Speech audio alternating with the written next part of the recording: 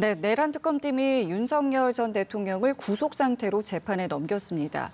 대면 조사에 계속 부르게온 윤 전 대통령에 대해서 추가 조사는 의미 없다고 판단한 건데요.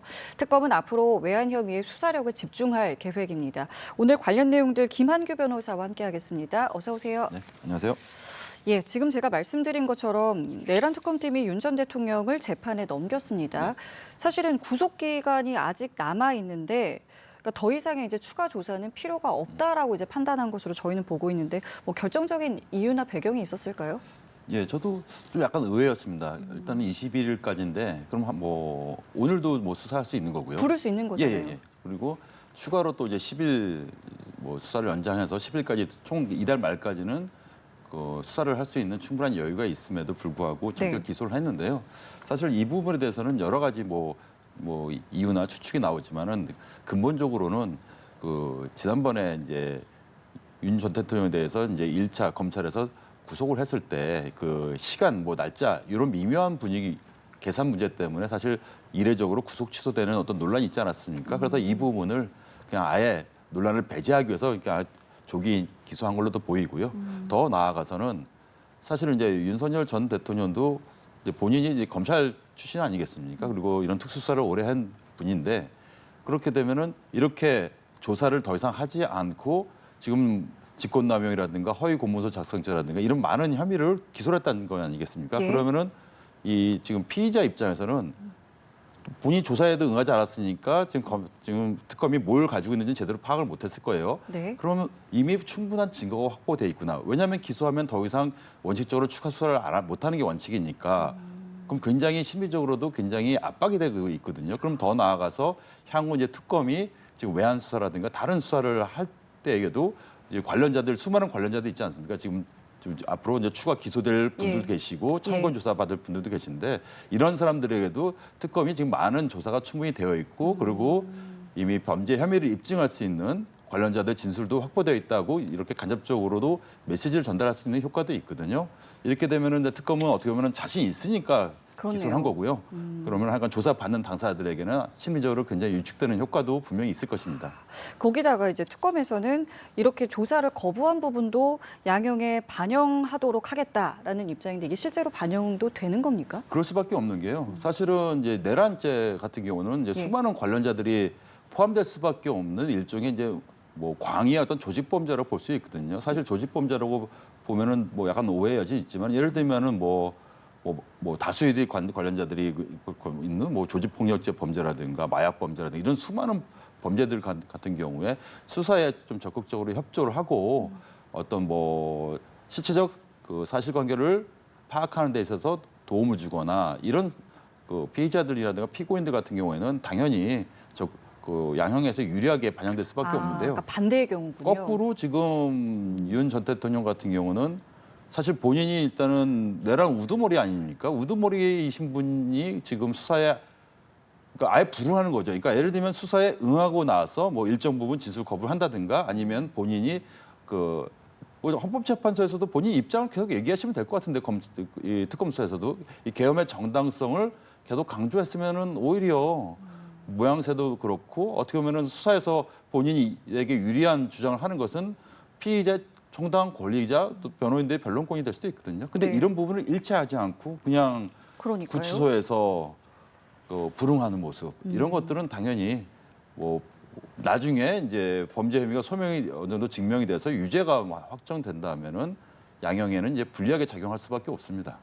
자, 그렇다면은 이제 특검 같은 경우 이제 말씀하신 것처럼 외환 혐의 수사에 더 속도를 낼 텐데 어떤 부분에 이제 집중을 하게 되는 걸까요? 네, 지금 남은 거는 이제 주된 혐의는 이제 외환 혐의죠. 사실 외환 혐의는 이게 사실 군사상 기밀과 밀접한 관련된 그쵸. 사실관계를 조사하는 것이라 예. 어디까지 조사하는 것이 맞는 건지 더 나아가서는 또 이 관련자들 입장에서는 이게 국가 안전 보장을 위한 군사상 기밀이기 때문에 사실 적극적으로 수사에 협조한다는 것도 이게 또 좀 약간 논란의 여지가 있습니다. 근데 어떻든 간에 그 지난해에 평양에 일단은 무인기가 간 것은 그건 사실관계가 확정이 되었고 그 과정에서 과연 그 대통령인 윤 전 대통령이 그 정상적인 어떤 절차대로 간 것인지 예를 들면 국방부라든가 합참의 어떤 그 그 순서라든가 지시를 받고 이 드론이 그 북한으로 간 것인지 아니면은 이런 부분을 일체 배제하고 어떤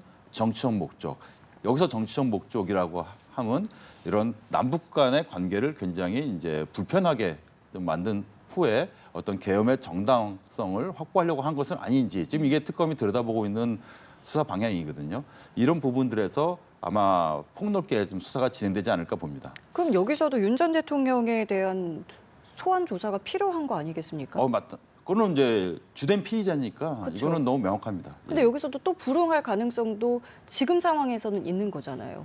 그 지금 상황에서는 충분히 예측 가능하고요. 근데 특검 입장에서는 예. 사실은 이제 이 외환 관련 범죄 혐의는 네. 지금 기소된 사건과 전혀 별개의 그쵸. 범죄 혐의이기 때문에 예. 다시 이제 새롭게 수사를 진행하는 겁니다. 그러면은 뭐 소환 불응하게 되면은 뭐 네. 1차, 2차 통보를 할 수도 있고요. 다시 시작하는 거군요. 예, 그러면은 뭐 법원에다가 이제 체포영장을 청구할 수도 있고, 그러면 이제 또 다시 놀아야 되는 거죠. 그러면 또 다시 이제 강제로 그 수사에 응하게 할 것인지, 아니면 지금처럼 구치소에서 이제 일체 거부하고 있을 것인지, 아마 그것은 아마 다음 달 초나 되면은 또 그런 수사 상황이 좀 보여지지 않을까 봅니다. 현재로서는 어떻게 진행될지는 예측할 수 없고요. 지금과 같은 상황이 또 다시 이렇게 반복되는 모습이 연출될지 아니면 뭐 또 다른 모습이 그때는 이제 보여질지는 윤 전 대통령 입장에서는 외환 혐의는 사실 외환죄라는 게 뭐냐면요. 외환죄라는 건 사실 대한민국 대통령이 그 적국과 통모해서 또는 통모하지 않더라도 우리나라의 군사상에게 불이익을 주는 행위를 한 그쵸. 거거든요. 이거 예. 외환죄를 범한 뭐 과거 대통령들이 형사처벌 받은 사례는 있어도 외환죄를 범한 대통령은 우리 헌정사에 전무합니다. 이게 만약에 혐의가 지명이 된다면 윤 전 대통령 입장에서는 어떻게 보면은 우리 대한민국의 역사에 굉장히 어떻게 보면은 어떤 부정적인 이미지를 남을 수밖에 없거든요. 그래서 이 부분은 그래서 좀 다른 건 적극적으로. 모르겠지만 이 진짜로 뭐 북한과 뭐 통모를 해서 우리나라를 예. 해롭게 하거나 군사상 불이익을 주려고 한 것은 아니다. 이렇게 적극적으로 좀 변론할 가능성도 좀 있지 않나 이렇게 생각합니다. 알겠습니다. 그럼 이 부분은 좀 앞으로도 지켜봐야겠고 또 말씀하신 것처럼 관련 인물들이 굉장히 많습니다. 관련 인물들에 대한 부분들은 좀 어떻게 특검이 이제 좀 진행을 하겠습니까? 요 외환 관련해서요? 아니요, 그 국무회의 뭐 참석한 부분이라던가, 뭐 개헌 모의라던가, 뭐 다음 날 만나거나 이런 부분에 대해서 사실 이제 특검 입장에서는 예. 그 수사 개시한 이래 한 달 만에 어떻게 보면 윤 전 대통령에 대해서 또 추가 기소를 했어요. 이거 또 구속 기소한 거 아니겠습니까? 그쵸. 그러면은 특검 입장에서는 굉장히 커다란 성과를 이루어냈다. 그럼 남은 법정 최대 수사 기한이 약 4개월 남았습니다. 11월까지인데요.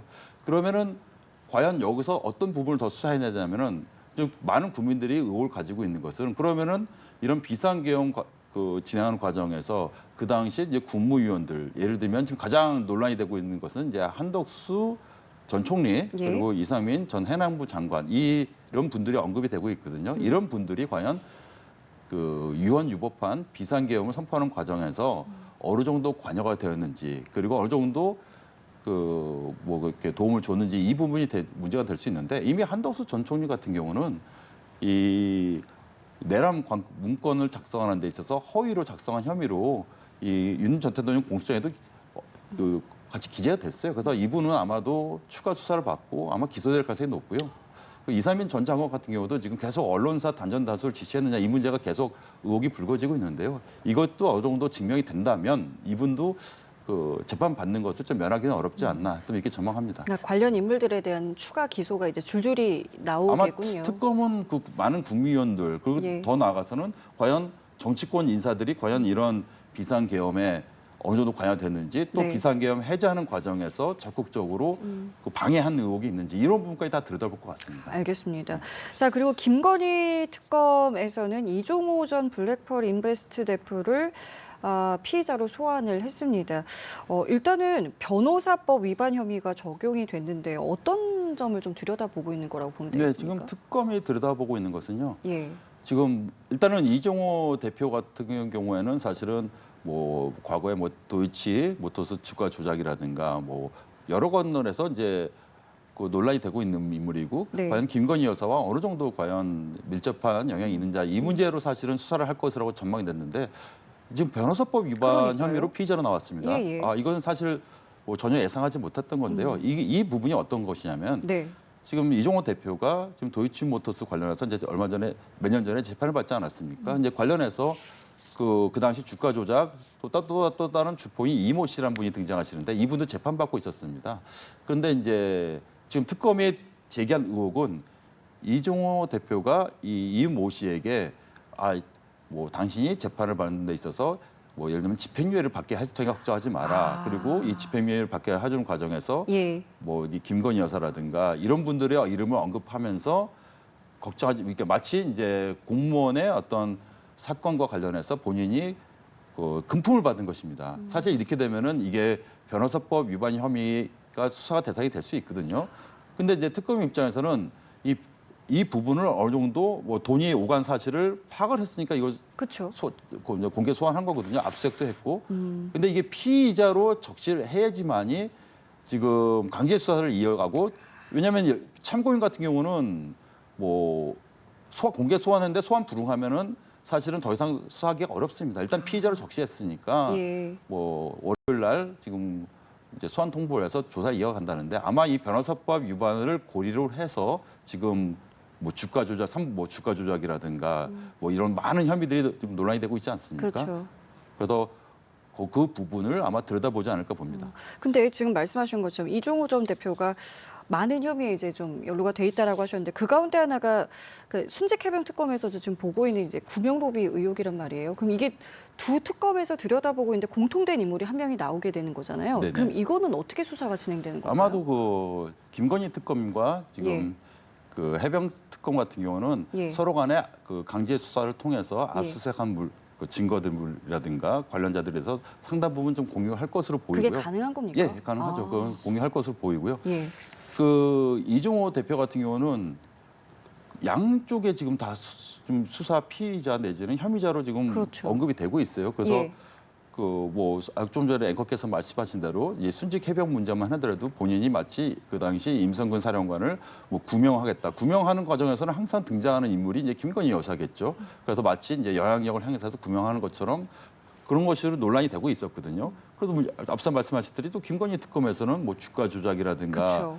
뭐 삼부토건 문제 뭐 이런 거에 또 본인이 어느 정도 언급이 되었고 그래서 양쪽에서 다 지금 수사를 아마 지금 월요일에는 김건희 특검에서 써봤고 아마 조만간 이 해병대 특검에서도 최상배 해병 특검에서도 또 소환돼서 조사를 받을 건데요. 그래서 과연 어느 정도까지 영향력을 미쳤는 것인지 항상 지금 뭐 특검에 들여다보고 있는 이종호 대표가 아니라 과연 이종호 대표 위에 진짜로 김건희 여사가 있었는지 더 나아가서는 윤석열 전 대통령이 어느 정도 관여가 되었는지 이 부분을 들여다보고 있는 거거든요. 네. 그래서 아직 수사할 길은 내란 특검과는 달리 이 부분은 파헤쳐야 될 부분이 상당히 좀 남아있다. 좀 이렇게 전망합니다. 알겠습니다. 자, 그럼 순직 해병과 관련된 이 특검 질문도 드려볼게요. 여기서 한 녹취록을 확보했다라고 지금 나와 있습니다. 이게 그러니까 결국에는 혐의자를 좀 축소하라는 취지의 어떤 지시가 들어가 있다라는 것인데 이 녹취록 확보가 앞으로 뭐 어떤 수사 방향에 조금 어떤 뭐 큰 물줄기를 좀 바꿀 수 있는 그런 뭐 중요한 녹취가 되겠습니까? 어떻게 보세요? 상당히 중요한 단서가 될 수밖에 없는 게요.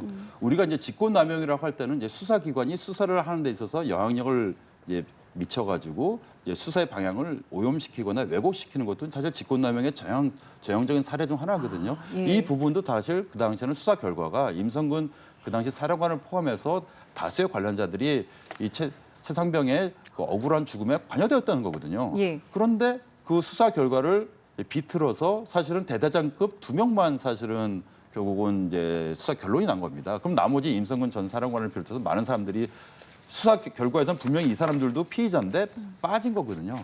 빠진 과정에서 과연 이 녹취록에 등장했듯이 이것이 과연 그 당시에는 녹취록에는 사실 이제 장관의 지시다 이런 언급이 있거든요. 그러면 장관이라고 하면 다시 이제 국방부 장관일 텐데 그럼 국방부 장관이 혼자의 의사인 것인지 아니면 또다시 대통령의 의사가 반영될 것인지 그것이 바로 이제 논란이 되고 있는 이제 경로솔의 근원지인데요. 네. 사실 이렇게 뿌리를 역으로 가게 되면은 결국은 이 수사를 왜곡한 수사를 비튼 그 책임자들이 모두 이제 수사를 받을 수밖에 없고 그것이 사실로 드러나게 된다면은 사실은 이 최상병의 억울한 죽음에 대해서 그 실체적 진실을 오히려 밝혀야 될 그 고위급 인사들이 오히려 왜곡시켰다. 이 부분에 대해서는 분명히 법적 책임을 져야 되지 않나 이렇게 생각합니다. 알겠습니다. 오늘 말씀 저희 여기까지 함께하도록 하겠습니다. 지금까지 김한규 변호사와 함께했습니다. 말씀 감사합니다. 네, 감사합니다.